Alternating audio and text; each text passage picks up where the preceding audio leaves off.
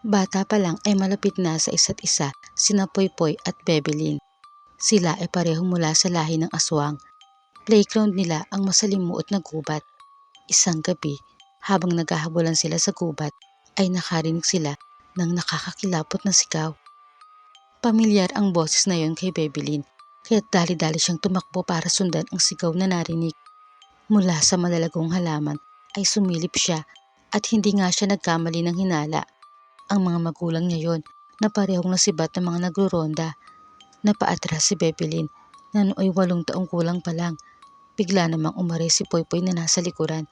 Paano'y naapakan pala niya ang paa nito kakaatras niya. Nagsorry siya at sinanyasan niya ito nang huwag maingay. Pagkatapos ay sabay silang napayuko nang marinig ang papalapit na mga yabag. Umiiyak na sinabi ni Bebelyn nang pabulong kay Poypoy ang nakita. Sinabihan naman siya ni Poypoy na pigilan ang pag-iyak dahil baka marinig sila ng mga nagruronda. Kakapigil ni Bebelyn ay lumubo ang sipon niya na agad pinutok ni Poypoy ng daliri niya. Hindi naman napigilan ng batang babae ang emosyon. Bigla siyang lumabas sa pinagkukublihan para masaklolohan ang mga magulang. Inawat siya ni Poypoy at sinabing wala silang laban. Agad naman silang nakita ng mga nagruronda at mga atake si Bebelyn. Inilabas niya ang mga pangil para sugurin ang mga pumatay sa mga magulang niya. Ngunit pagtakbo niya ay natisod siya sa nakausling bato kaya nadapa siya. Pinagtawanan siya ng mga nagruronda at nag-utos ang pinuno nila na kuhanin ang batang aswang. Sa takot naman ni Poypoy na makuha si Bebelyn ng mga ronda boys ay nagmamadali niya itong nilapitan, hinila sa mga paa at kinaladkad palayo roon. Hinabol naman sila ng mga lalaki may bitbit ng kani-kanilang sibat. Tinulungan ni Poypoy na makatayo si Bebelyn at saka sila tumakbo ng mabilis. Ang akala ni Poypoy ay nasa likuran lang niya ang kaibigan, ngunit paglingon niya ay wala na ito. Hindi niya alam kung saan direksyon nagpunta. Natakot siya na mapahamak din ito sa kamay ng mga ronda boys. Sa mga sandaling iyon, si Bebelyn ay nasa likod ulit ng malalagong halaman. Umikot lang siya pabalik sa kinaroroonan ng mga magulang na nakahandusay at wala ng buhay. Gusto niyang malapitan ang mga ito. Dahan-dahan siyang humakbang papalapit. Ngunit narinig na naman niya ang papalapit ding mga yabag ng mga nagruronda, kaya napatago ulit siya sa likod ng mga halaman. Pero hindi niya mapigilan ang pagbahin. Habit niya yon, napapabahin siya kapag ninenervyos siya. Dahil doon ay napalingon sa pinagtataguan niya ang mga ronda boys. Nanlaki ang mga mata ni Bebelyn. Dadakmain na lang siya ng mga lalaki nang biglang mapalingon sila sa narinig na pagsipol. Si Poypoy, sumipol siya para mapunta sa kanya ang atensyon ng mga ronda boys at makatakas si Bebelyn. Bumali nga sa kanya ang mga lalaki at hinabol siya. Si Bebelyn naman ay nakalapit din sa wakas sa mga magulang. Hinagkan niya sa noo ang nanay at tatay niya, pero alam niyang kailangan niyang lumayo muna roon pansamantala. Hihingi na lang siya ng tulong sa mga kaaswangan para makuha ang bangkay nila. Noon lang niya naisip na may kakayahan nga pala siyang magsauwak dahil isa siyang babaeng abwak. Lumipad siya patungo sa kanilang lungga. Si Poypoy naman na isang abwak din ay naisip maghukay at doon dumaan upang matakasan ang mga humahabol sa kanya. Dahil sa muntik na silang mapahamak ay pinagsabihan sila ng Lola Barbara ni Poypoy na laging aalalahanin ang mga kakayahan nila bilang aswang na abwak. Nang sa gayon ay makaligtas sila. Isang bagay pa ang pinaalala sa kanila ni Lola Barbara na ang buhay ng aswang ay mas komplikado kaysa sa buhay ng normal na tao. Ang nangyari sa tatay at nanay ni Bebelyn ay inaasahan na ng mga kaaswangan dahil madalas magpunta ng bayan ang dalawa para subukang makisalamuha sa mga tao. Pansamantala ay si Lola Barbara na muna ang kumupkop kay Bebelyn dahil wala na itong ibang kamag-anak, kaya lalo pa silang napalapit ni Poypoy sa isa't isa. May tambayan sila, isang upuan na ginawa noon ng tatay ni Bebelyn para sa nanay niya. Nasa isang liblib na bahagi iyon ng gubat kung saan madalas ding magtago ang kanyang mga magulang.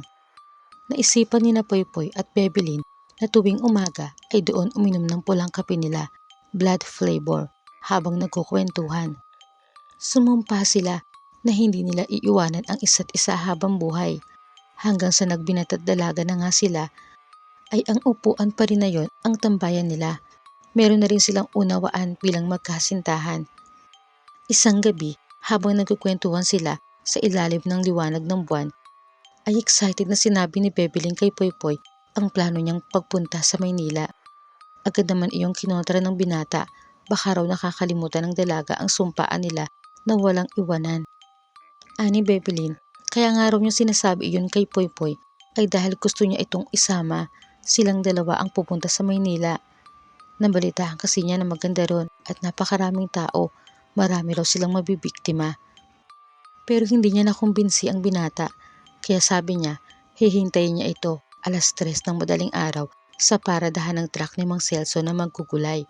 Alam niya na bumibiyahe ito para mag-deliver ng mga gulay sa Maynila sa ganoong oras at doon sila sasakay ng palihim sa likod ng truck nito. Hindi sumagot si Poypoy. Ayaw niya kasing iwan ang lola niya. Sabi naman ni Bebelyn, kapag hindi sumipot ang binata, ibig sabihin ay hindi siya nito sasamahan. Napansin ni Lola Barbara na hindi mapakali si Poypoy kaya tinanong niya ito kung dahil ba sa planong pagpunta ni Bebelyn sa Maynila. Nagulat ang binata kung bakit alam pala iyon ng lola niya. Ani Lola Barbara, humingi ng permiso sa kanya ang dalaga at pinayagan naman niya, pero binalaan din niya na mas masalimuot pa sa gubat na yon ang buhay sa Maynila. Alam niya dahil minsan na rin niya itong narating. Nainis si Poypoy at sinisi ang lola kung bakit pinayagan si Bebelyn. Tinapik ni Lola Barbara sa balikat ang apo at sabi, mainam na rin na matuto si Bebelyn na tumayo sa sariling mga paa at matuto sa mga pagkakamali niya. Isa pa, maganda rin na maranasan nito ang buhay sa labas ng gubat nang sa gayon ay malaman nito ang malaking pagkakaiba. Huwag daw mag-alala si Poypoy dahil babalik at babalik si Bebelyn sa kanilang lungga dahil batid niya na ang puso ng dalaga ay narito, hawak ng kanyang apo.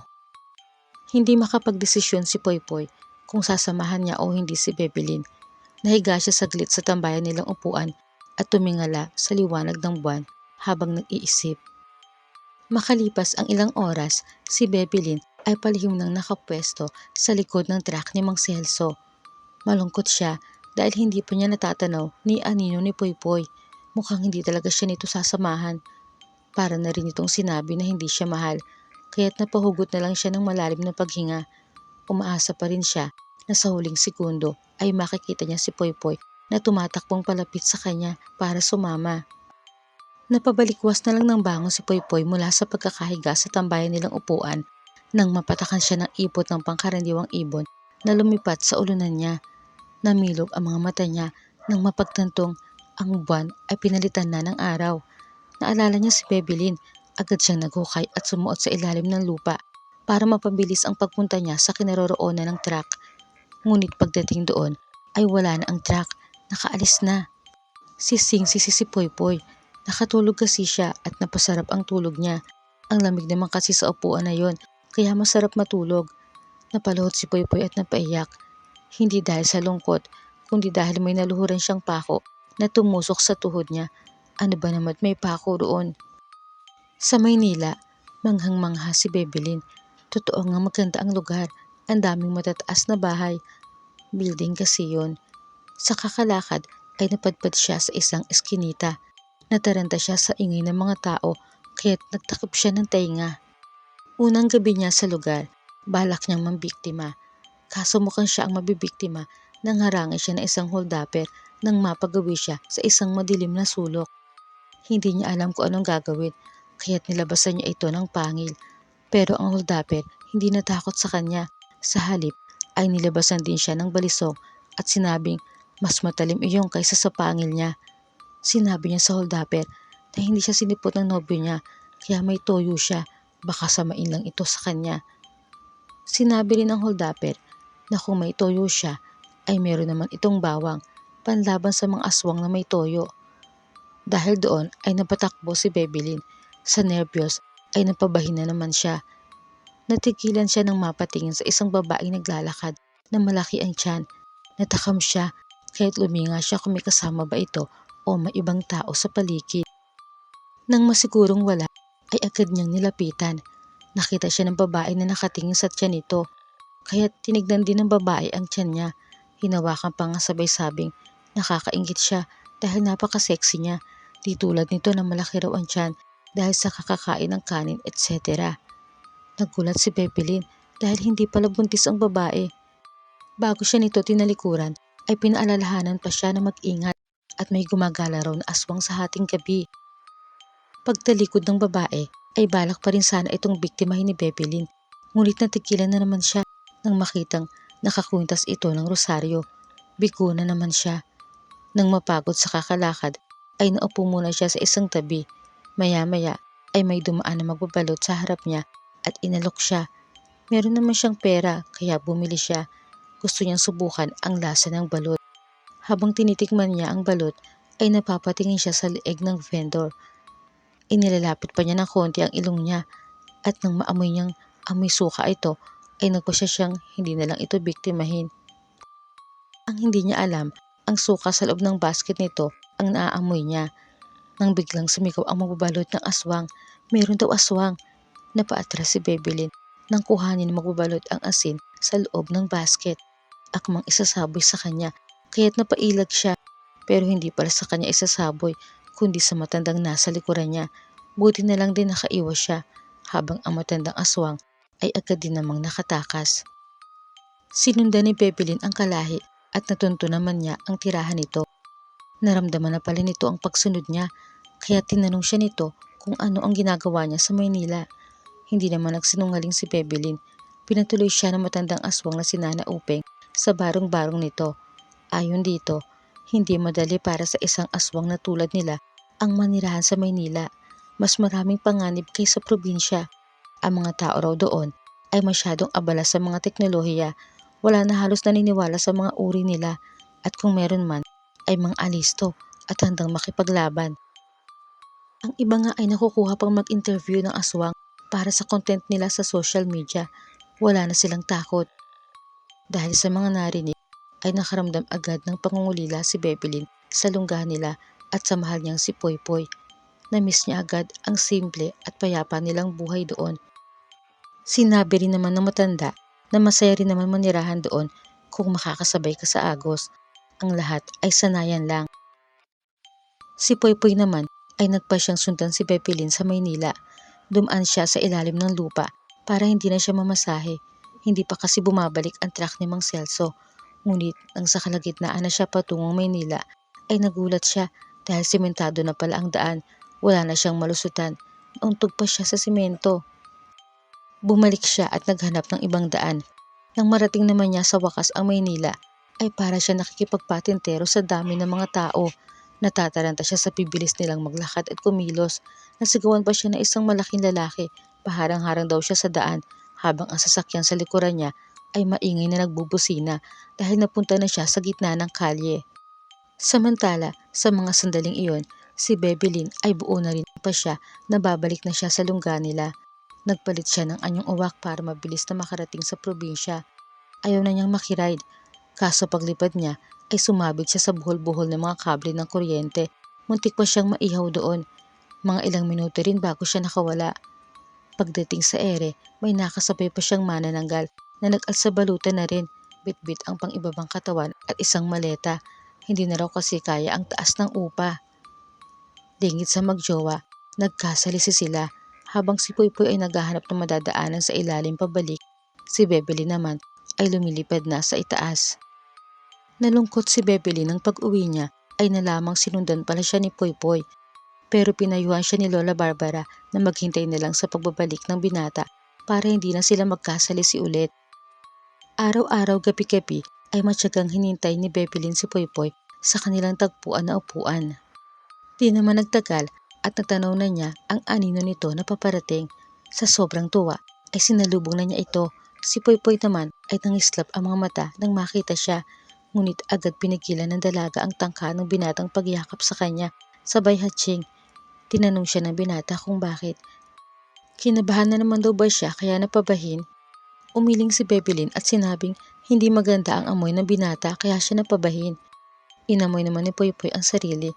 Naalala niya nung sumuot nga pala siya sa ilalim ay napadaan din siya sa Poso Negro. Muntik nang masuka si Bebelyn kaya't nang sinabi ni Poypoy na dapat siya nitong yakapin kahit anong amoy niya ay tumakbo ang dalaga at nagpahabol. Ngunit naabutan din naman siya ng binata at ikinulong sa bisig nito.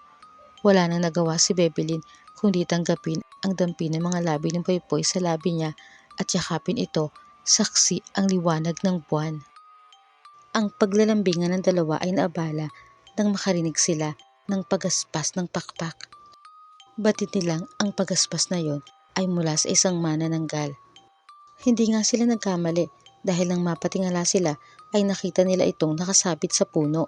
Sumabit daw ang isang pakpak nito sa nakausling sanga, kaya humingi ng tulong sa kanila.